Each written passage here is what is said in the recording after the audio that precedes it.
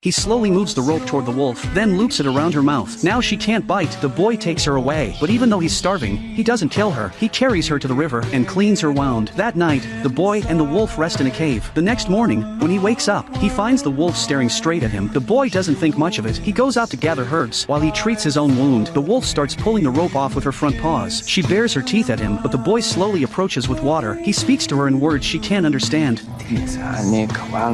The wolf slowly calms down and drinks the water he gives her. Right now, what they need most is food, but winter is coming and the land has turned cold and barren. Injured and weak, the boy can't find anything to eat, so he keeps surviving on bugs. The wolf is clearly unhappy. After all, every meal is just more bugs with the boy. Then one day, the boy finally works up the courage to kill a rabbit. The moment the wolf smells meat, she perks up. She carefully gets up and takes aim. Then she misses so badly it's almost embarrassing. The boy tears off a piece of raw meat and chews it fiercely, but he still wants it cooked. At last, smoke rises from the wood. The boy finally gets a proper meal. The wolf sits beside him looking pitiful, whining non-stop, as if reminding him not to forget her. The boy pretends to scold her, then tosses her some meat. That night, he reaches out to pet the wolf. She bares her teeth again, still refusing to let him get close. So the boy and the wolf sit together, staring at the sky. Suddenly, he starts missing home. He mutters to the wolf and starts crying. The wolf seems tired of listening, but still decides to help this poor human. By now, the boy's foot is almost healed. He's ready to start his journey home. He says goodbye to the wolf, but she bites down on his scarf. It takes him a while to pull it back. He tries to chase her away and make her go home, but the wolf lies there and refuses to move. With no other choice, the boy leaves alone, but after only a few steps, the wolf follows him again. He keeps turning back to drive her away, but she seems to have chosen him. No matter what he does, she won't leave. Just then, the wolf suddenly runs ahead. Confused, the boy follows her. At the foot of the hill, he spots several wild boars. The wolf charges at them. The boy nervously raises his spear, but when the boars run toward him, he panics and lets them escape. The wolf looks back at him, her eyes full of judgment. The boy tries to explain. It's a weak excuse. For a second, the wolf seems to wonder if she picked the wrong human. Seeing her about to leave, the boy quickly whistles, as if pulled by some strange instinct. The wolf always comes back when she hears it, and just like that, the first dog in human history is born. The boy names her Alpha. From then on, they hunt together. Alpha catches the prey. The boy cooks it. Sometimes he helps with the hunt, but most of the time, he just gets in the way. At night, when they eat, Alpha always looks unimpressed, but when it's time to sleep, she curls up beside him on her own. In the morning, she even wakes him up. Alpha is getting pretty dirty, so the boy decides to give her a bath. His method is rough. He grabs her and throws her straight into the water. After the bath, Alpha spots fish in the river. She waits for the right moment and snaps one up. From then on, the boy and Alpha depend on each other to survive. Winter soon arrives. Heavy snow covers the mountains. By now, the boy and Alpha can work together perfectly, hunting prey as a team. But one night, another wolf slowly approaches them. The boy nervously raises his spear. Then he sees Alpha walk toward the wolf. In that moment, the boy understands.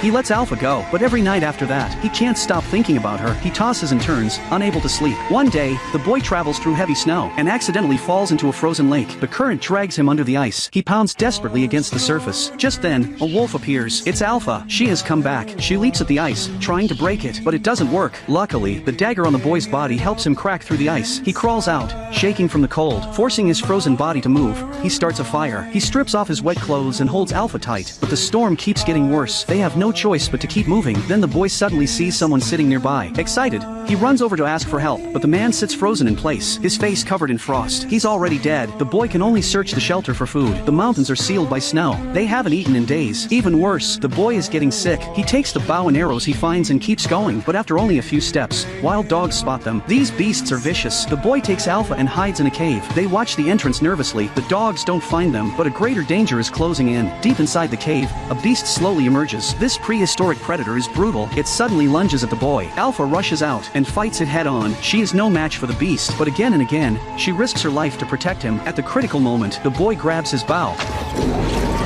After the beast falls, Alpha lies still for a long time. The boy shouts for her in panic. Finally, she crawls out from under the beast's body. She is covered in wounds. After just a few steps, she collapses. Inside the cave, the boy eats the beast's meat to survive. Alpha lies beside him. He cleans her wounds, but they have no herbs left. Their situation is getting worse. If they want to live, they have to keep moving. The boy pushes forward through the snow. Alpha follows behind him. At last, he finds his tribe's totem. Both of them are badly injured. They support each other as they move on. At night, they sleep in the frozen wilderness. The blizzard grows strong stronger every day. Finally, Alpha starts falling behind. Then she collapses, unable to go any farther. Her wounds are too severe. She can't walk anymore. The boy gently encourages her, begging her to hold on a little longer. Then he picks Alpha up and keeps walking. In the end, he collapses in the snow and falls into a deep sleep. In his dream, he remembers his father telling his mother that he is braver than anyone. The memory gives him strength. The boy suddenly opens his eyes. He carries Alpha and keeps moving. His will to survive keeps him going. At last, he sees his tribe. Alpha is unconscious in his arms. Step by trembling step, he walks toward home. When he enters the village, everyone is stunned. The boy reaches out his hand. His father touches him in disbelief. His mother rushes over, sobbing. No one thought he could survive this miracle. Before passing out, the boy points to Alpha, begging them to take care of her. When he wakes up again, he immediately looks for his wolf.